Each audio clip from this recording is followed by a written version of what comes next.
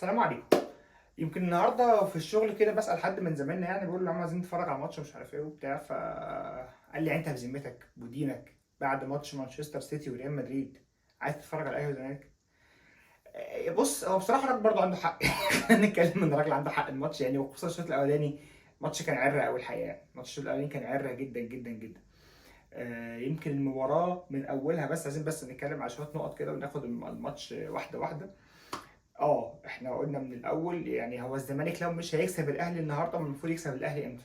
يعني مليون مبروك للزمالكاوي كل حاجه، بس انت لو مش هتكسب الاهلي النهارده وهو ناقص منه هذا الكم من اللعيبه، والاهلي في اسوأ حالاته، والاهلي بقاله فتره بيأدي اداء زي الزفت، وكولر ما شاء الله عليه يعني بقاله 93 ماتش مع الاهلي تقريبا. انا اول مره اشوفه بهذا السوء، واول مره اشوف الكم ده من التخريف في التشكيل، وخصوصا كمان التشكيل الاساسي، يعني التشكيل اللي بدأ فيه الماتش. فانت تكسب الاهلي امتى؟ ده يعني الفوز متوقع طبعا للزمالك، وابقى انا راجل ما بفهمش حاجه لو قلت غير كده. الفوز طبعا متوقع للزمالك. الناس كانت بتراهن على الاهلي، وان الاهلي في ساعات كتير بيبقى حالته سيئه وعنده غيابات كتير، والاهلي بمن حضر والكلام ده كله يقدر يكسب الزمالك في اي وقت. ولكن لا، الفوز من وجهه نظري، وخصوصا كمان بقى من بدايه التشكيل، وانت بتقرا التشكيل بتاع الاهلي كده، والله العظيم انا قلت الماتش ده بتاع الزمالك، ولو ما كسبوش يبقى هم مقصرين، ما لهاش اي حاجه ثانيه غير كده. في حاجات تقدر تلوم كولر عليها طبعا في التشكيل او في بدايه التشكيل، وفي حاجات لا، لكم الغيابات الموجوده. يعني الثنائيه الوسخه اللي في الدفاع مش عارف تلوم الراجل عليها. يعني انت عندك حد تاني؟ هل انت عندك حد غير محمد عبد المنعم ورامي ربيعه تلعب بيهم دفاع؟ مفيش حد تاني. فانت اول راجل هتضطر تحط جزمه في بقك وتقبلهم زي ما هم كده. لكن ثنائيه محمد هاني وعمر كمال عبد الواحد دي ثنائيه عايزه الحرق. يعني الثنائيه اللي على الطرف اليمين دي لا. عمر كان واحد شدنا بيه جدا شوط الماتش اللي فات قدام زد. لكن لا، محمد هاني يا جماعه عليه علامات استفهام كبيره جدا، كبيره جدا الفتره اللي فاتت. يعني ما تفهمش هو الراجل فيه ايه. انت نسيت الكوره يا اسطى؟ ما اعرفش. انت المفروض دلوقتي جالك حد بينافسك في نفس مركزك، والواد واحده واحده ابتدى يركب عليك في المركز ده. انا مش شايف اي رد فعل بصراحه من محمد هاني. الناحيه التانيه علي معلول من اول كوره ليه في الماتش، وعلي معلول مش جاهز 100%. خلينا بس متفقين كده، يعني علي معلول من اول كوره في الماتش هو مش جاهز 100%. بس مش علي معلول برضه في الاول وفي الاخر راجل خبره، وراجل انت لازم تبقى عندك برضه على الاقل 2 3 لعيبه خبره في الماتش ده يشيلوك. نص ملعب الاهلي كارثه سودا. مين دول؟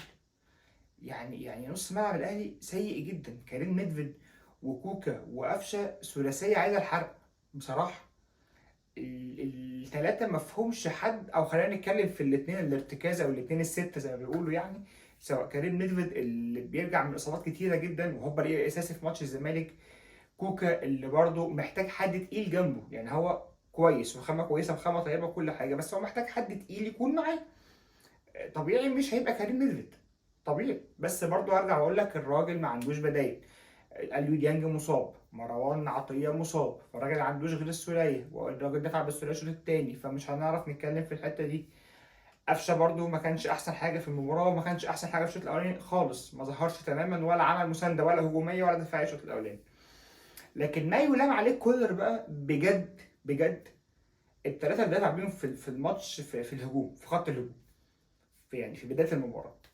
مورست ايه يا اسطى اللي انت فيه ايه؟ هو انت مورست ده ماسك عليك حاجه؟ هل انت يعني مثلا هتبلي اللي جابونا بيه علشان انت اللي جايبه فهتفرضه علينا؟ يعني وسام ابو علي الماتش اللي فات جايب جون، يعني حلو قوي، والراجل عامل مباراه هايله، والواد كل ما ينزل بياكد ان هو فعلا يعني جدير ان هو يكون المهاجم رقم واحد بالنسبه للنادي الاهلي.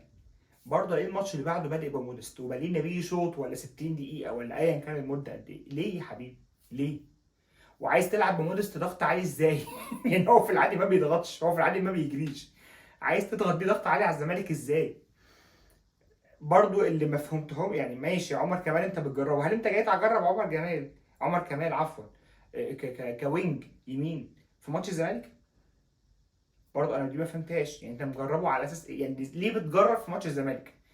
ليه بتجرب في ماتش حساس وماتش قمه وماتش انت عارف ان الجماهير اصلا سخنان عليك من غير اي حاجه، علشان انت بقالك فتره بتأدي اداء زي الزفت مع النادي الاهلي؟ ما فهمتهاش دي برضو.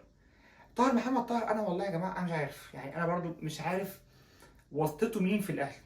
يعني محمد طاهر من زمان قوي، من زمان قوي، والناس بتقول يا جماعه طاهر المفروض يمشي الموسم ده والموسم اللي قبله والموسم اللي قبله، 3 مواسم.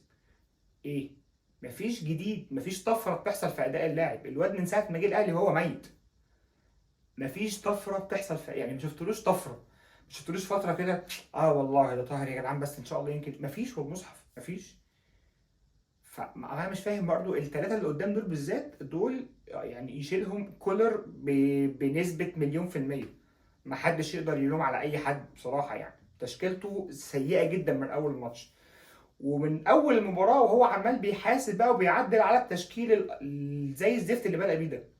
يعني طول الماتش هو عمال بيعدل في نفس التشكيل ده. يعني شفنا بعد كده في بدايه الشوط الثاني مره واحده كان مخرج مودست ومخرج طاهر، وبدأ يلعب زي ما شفنا بوسام وبريدا سليم، ونزل السولية ونزل كريم وخرج كريم نيدفيد. طب ما كمل الاول. يعني ليه نستنى؟ يعني ليه نبدأ بتشكيل عاكك فيه كم العك ده وكم الالحاد الكروي ده وبعد كده عدله؟ ماشي طبيعي ان انت يبقى عندك ناس او عندك زي ما بيقولوا كده ايه، دكه بدلاء قويه، يبقى عندك تعرف تستعين بيهم بعد كده. لكن ما يبقاش انا بلعب بدكه البدلاء ومقعد اللعيبه كلها بره.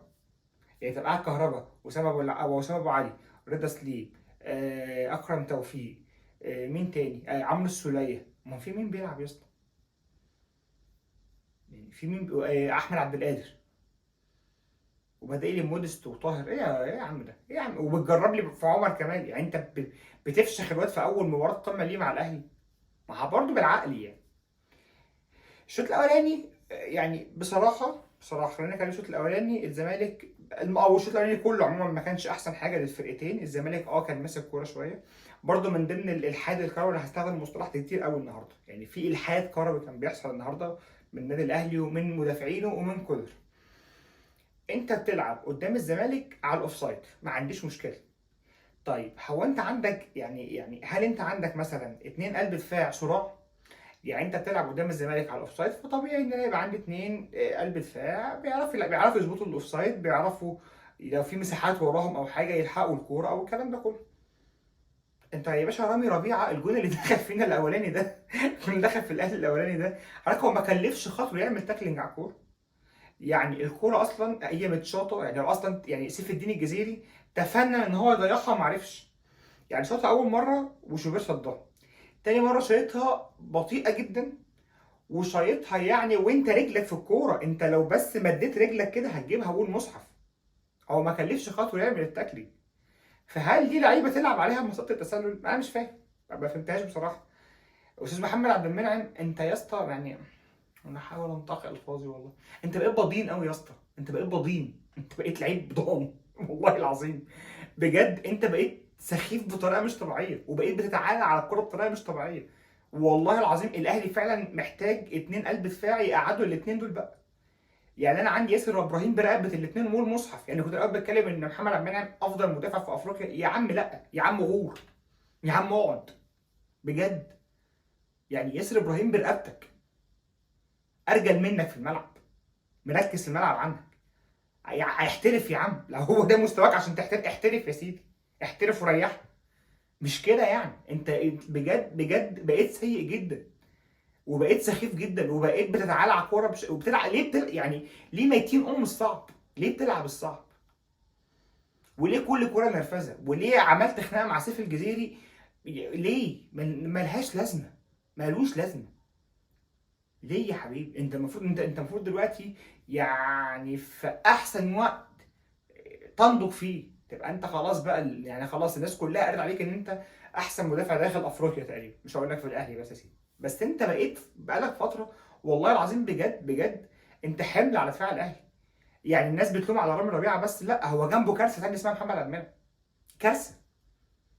بجد الموضوع سيء جدا، الموضوع سيء يعني بجد. انت بقيت سيء جدا. في كوره كده، او ده مش كوره واحده، ده كذا كوره وكذا ماتش. لا انت في كور يا معلم، ليه الصعب وليه الفزلكه وليه تكلفنا اخطاء وليه يعني؟ مش فاهم. يعني رامي ربيعه انا عارف انا قبل الماتش بيبدا وحياه ربنا والله انا قاعد مستني الجون اللي هنلبسه بسبب رامي ربيعه، ما عنديش مشكله. قدري يعني خلاص ما عنديش مدافع غيره، واحنا عارفينه من زمان من ناشئين الاهلي، فخلاص انت حافظه وشاربه. لكن انت ليه المستوى بقى كده؟ ليه الانحدار ده؟ وبسببك مش بسبب حد تاني، انت مش مركز، انت عايز تحترف تقريبا، ما اعرفش يعني، هل انت عايز تحترف؟ امشي يا سيدي روح احترف. لكن الموضوع مش هيبقى كده، الدنيا مش كده. ادائك سيء جدا. يعني الناس بتتكلم على رامي ربيعه ان هو سيء، هو مش سيء بمزاجه، انت سيء بمزاجك. انت سيء بمزاجك، انت عندك امكانيات، يعني رامي ربيعه ده امكانياته من اول ما ربنا بدأنا بيه في الاهلي وهو دي امكانياته. لكن دي مش امكانياتك. انت بقيت بجد بجد عال على دفاع الاهلي، وكل مباراه انا مستني ان انت يا تتضرب يا تتصاب يا تخش في خناقه، يا تتفزلك فزلكه فتكلفنا جون، اي حاجه من الحاجات دي. لكن مفيش ماتش هيعدي كده، يعني مش هحس ان في ماتش انت مان اوف ذا ماتش. مش عارف بصراحه. فالشوط الاولاني الزمالك يمكن الحسنه الوحيده اللي عملها رامي ربيعه الشوط الاولاني ان هو خرج زيزو مصاب بالنسبه لجمهور الاهلي يعني. لكن طبعا اصابه زيزو الحمد لله اصابه خفيفه، والراجل هيكمل مع نادي الزمالك عادي جدا الماتشات اللي جايه مفيش مشكله. وبصراحه كانت اختبار ل جوزيه جوميز ان هو ازاي يعرف يتصرف في المباراه. تغييرته للراجل اللي هو عنده رقم 40 ده، اللي هو الراجل عنده 18 سنه ده، بصراحه انا ما فهمتهاش. هل هو ما كانش عنده غيره؟ بس الولد ادى المطلوب، يعني مش هقول لك ادى مطلوب منه، هو طبعا ما ينفعش يبقى بديل زيزو يعني، ولكن الراجل قعد ماشي ما عطلش برضه يعني. واللي خلينا برضه متفقين ان الزمالك النهارده كان عنده سواء ناصر ماهر، انا بالنسبه لي كان احسن لاعب في الزمالك النهارده بامانه، كان بيأدي بشكل كويس جدا. عبد الله السعيد قبل ما يخرج كان كويس جدا. يمكن الاهلي لو كان عاد في المباراه الشوط الثاني كان هيبقى خطأ من المدرب، من خطأ من جوزيه جوميز. ليه؟ لان هو بعد ما خلاص كان كسبان 1-0، كان في ضربه جزاء اللي هي من ضربه الجزاء اللي شفناها دي، اللي هي يعني رامي ربيعه الحمد لله ربنا كرمه وعمل حاجه في الماتش وطلع كوره من قدام سيف الجزيري اللي بصراحه برده واحد من اهم نجوم المباراه. ويعني انا ما شفتش سيف الجزيري بالمستوى ده من زمان قوي. يعني واحده من افضل مبارياته مع الزمالك عموما بقى من ساعه ما جه الزمالك بصراحه يعني. غير كده شفنا الراجل حس ان خلاص المباراه هو راكب الماتش بلغه الكوره، حس ان نص ملعب الاهلي خلاص مستباح بشكل كبير جدا، نص ملعب الاهلي بقى بتاعه، نص الملعب بقى بتاعه حرفيا. نص ملعب الاهلي كان ما جاش المباراه كلها حتى بعد نزول عمرو السوليه، ويمكن الدنيا ظبطت شويه مع طفره الاهلي طبعا، مع هجوم الاهلي بعد ما كان خسران 1-0. ولكن مش ده برده نص ملعب الاهلي، ومش هعرف الوم عليها الراجل لان زي ما قلنا الراجل ما عندوش بدايل تاني، او بدايله محدوده جدا بالنسبه لنص الملعب. ولكن شفنا جوزيه بقى، جوزيه جوميز خلاص كان ده طلع عبد الله السعيد، طلع احمد حمدي. وبصراحه انا ما كنتش مع التغييرين دول تماما، يعني الزمالك كان في ايده يركب الماتش اكتر من كده كمان، ولكن هو الراجل ركن على كده. خلاص انا كسبان واحد، الزمالك ضاغط، الزمالك جات له ضربه جزاء او جات له ضربه جزاء كانت المفروض تتحسب او ما اتحسبتش او ايا كان السبب يعني بتاعت رامي ربيعه، فحست خلاص ان انا الماتش معايا فابدا ادافع. فلا، انت كسبان، انت كنت كسبان 1-0 يعني عادي جدا الاهلي يجيب فيك جون عادي. يعني الاهلي النهارده بيكمل المستوى السيء ده. هي كوره واحده اللي شرط على عواد، من وجهه نظري هي كوره واحده بس خطر اتعملت على عواد هي اللي هدت الجون بتاع احمد عبد القادر. لكن الاهلي ما جاش هجوميا طول المباراه، مفيش ولا كوره توحد ربنا اتشاطت على عواد كانت خطر طول الماتش طول 90 دقيقه. هي كوره واحده بتاعت احمد عبد القادر اللي سجل منها الهدف. وبصراحه انا شايف من ضمن مزايا كولر القليله جدا في الماتش ده او في الكام ماتش اللي فاتوا كمان ان هو بدا يرجع احمد عبد القادر تاني. ودي حاجه كويسه، ده احنا عبد القادر خامه كويسه جدا. ولكن كان معرفش بقى كان في مشكله بينه وبين كولر. احمد قادر برضه خد فتره كده بلغه الكوره ابتدى يتلل شويه، خلاص بقى اللي هو يعني ايه، عايز احترف، لا هقعد، لا همشي، لا ابتدى يتفزلك شويه. الراجل قعد نفسي ياخد نفس الاكشن ده مع عبد المنعم بصراحه يعني، بس هو يعني مضطر. لكن هدف جميل جدا. رضا سليم برضو النهارده ما اعرفش كان في ايه، هل كان شارب حاجه قبل المباراه الله اعلم، بس ما اعرفش برضو كان ايه مشكلته. يعني كذا كوره كده قلش فيها بطريقه غريبه. علي معلول زي ما قلنا من اول الماتش مش ماتشه، انا حاسه ان هو مش فيت 100%. كريم الدبيس كان من وجهه نظري كان هيبقى افضل واسرع واحسن بكتير بالنسبه للنادي الاهلي حتى لو خبراته قليله. محمد هاني خلاص انا رميت توبته من زمان يعني عمر كان عبد الواحد انا شايف ان هو الباك اليمين الاساسي لمنتخب مصر والنادي الاهلي الفتره اللي جايه، وما يلعبش وينج. مع كامل احترام الاستاذ مارسيل كولر يعني، بس الراجل ده ما يلعبش وينج، يلعب وينج يعني، يلعب وينج عادي. الراجل خليه في مركزه، مش لازم الفتش، مش لازم نتفزلك، عادي. انت قبل كده لعبت بيه سيرد باك وفشخنا وفضح الدنيا، وانت طلعت قلت انا اسف ان لعبت بيه سيرد باك، هو مش مكانه سيرد باك، فمش لازم تألف. عادي راجل باك يمين عادي جدا، يلعب باك يمين عادي جدا زي ما ربنا خلقه عادي من غير لعب يعني، ما تلعبش في الاعدادات. بعد كده يعني بصراحه انا شايف ان لا، كمان ابراهيم نور الدين النهارده، انا ما عنديش مشكله ان حكم مصري يحكم مباراه القمه، طبيعي جدا، وحق من حقوق التحكيم المصري ان هم يحكموا القمه عادي جدا، وفي حكام مصريين محترمين جدا. لكن من ساعه ما تم اعلان اصلا من كذا موقع قبل حتى ما يتم الاعلان الرسمي ان ابراهيم نور الدين هو اللي هيكون الحكم، وفي لغط كبير جدا، ما كانش ليه قرارات مؤثره قوي على المباراه. المباراه اصلا ما كانش فيها كتير، ما كانش فيها كوره كتير يعني هي بس ضربه الجزاء اللي كان هيحسبها للزمالك والفار رجعه، وبالمناسبه ده يعني يعني الرجوع فيها كان صح، هي مش ضربه جزاء، ما فيش حاجه تذكر تاني. لكن حته ان انت تدي 6 دقايق وقت بدل ضايع، بينهم حوالي دقيقتين، دقيقتين ونص ضايعين عشان مش لاقيين الكوره، ده برضو يعني اولا ده لو عليك بنادي الزمالك يعني لو العيال اللي بتعمل كده زملكاويه، فده حاجه سيئه جدا يعني. هل احنا يعني احنا وصلنا للمرحله دي ان انت بتخبي الكوره عشان لعيبه الاهلي ما تاخد؟ يعني ما اعرفش. تاني حاجه، لعيبه الاهلي طول الماتش عماله تعمل له كده، او طول الوقت بدل الضايع في اخر المباراه عماله تعمل له كده، الوقت يا كابتن احنا مش لاقيين الكوره يا كابتن. هو الراجل بالظبط 6 دقايق، 6 دقايق و20 ثانيه كانوا صفر، ما استناش دقيقه. ما اعرفش، كان قرار غريب بالنسبه لي. انت على الاقل في دقيقه، دقيقه ونص كانوا ضايعين من المباراه بسبب حته ان احنا مش لاقيين كوره نلعب بيها دي. بس خلينا نتفق ان الزمالك النهارده كان احسن. الزمالك النهارده ادى بشكل كويس جدا، فوز معنوي كبير جدا للزمالك.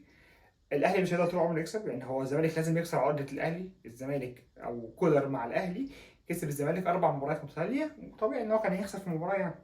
فبالنسبه للاهلي خساره مباراه قدام الزمالك مش احسن حاجه، مش الطف حاجه، ولكن هو جرس انذار كبير جدا قبل مباراه مازيمبي، قبل الدخول في معمعه الدوري، لان انت بتتكلم في مباراه كانت مؤجله من الاسبوع العاشر، فبالنسبه لك يعني انت لسه الدوري برده في اوله.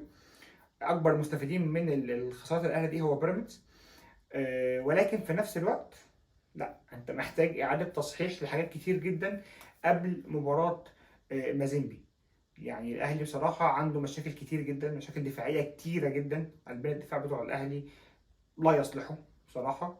مصطفى شوبير لولا النهارده كان المباراه ممكن، او الماتش كان ممكن يفتح عن كده كتير قوي يعني. حتى الكوره اللي دخلت فيه جون هو صدها، والكوره الثانيه اللي دخلت فيه جون هو صدها، والسكند بول هي اللي ما ساعدتوش، لان مش طبيعي ان السكند بول تبقى بتاعته، لان المفروض في مدافعين بيطلعوا الكوره بعد هم يصدوها. ولكن لا، هو واحد من نجوم المباراه بالنسبه لي للنادي الاهلي. وسام ابو علي لازم ياخد كتير قوي الفتره اللي جايه على كهربا وعلى مودست يعني المفروض خلاص شكرا، مع كامل احترامي للراجل، يبقى بديل على الاقل، ولكن ما ينفعش ابدا بيه اساسي، ما ينفعش تبدأنا بيه يعني. انا شايف ترتيب مهاجمين في الاهلي وسام كهربا وبعد كده مودست، لكن مش انت جايبه فهترازينا بيه يعني، دي وجهه نظري بصراحه يعني. لكن فوز مهم جدا للزمالك، فوز في شغل كويس للزمالك. زي ما قلت الزمالك لما كانش كسب الاهلي النهارده كانت هتبقى عيبه في حق الزمالك بصراحه يعني. الزمالك كان لازم يكسب الاهلي النهارده عشان الزمالك احسن، عشان الزمالك اجهز، علشان الزمالك فايق عن الاهلي، الدوافع عند الزمالك اكتر. الاهلي كان سيء بقاله فتره، خلينا متفقين. كولر بدا المباراه بشكل سيء جدا، الاهلي عنده غيابات كتيره جدا، فكل الظروف تقول ان الزمالك لازم يكسب الماتش، فاي حاجه تانية غير كده كانت هتبقى هي دي مفاجاه. فيعني مليون مبروك لجمهور الزمالك وهارد لك للاهلي، بس الاهلي محتاج يعيد حساباته كتير جدا الفتره اللي جايه، عشان هو داخل على معمعه كبيره جدا سواء في الدوري او في افريقيا. السلام عليكم.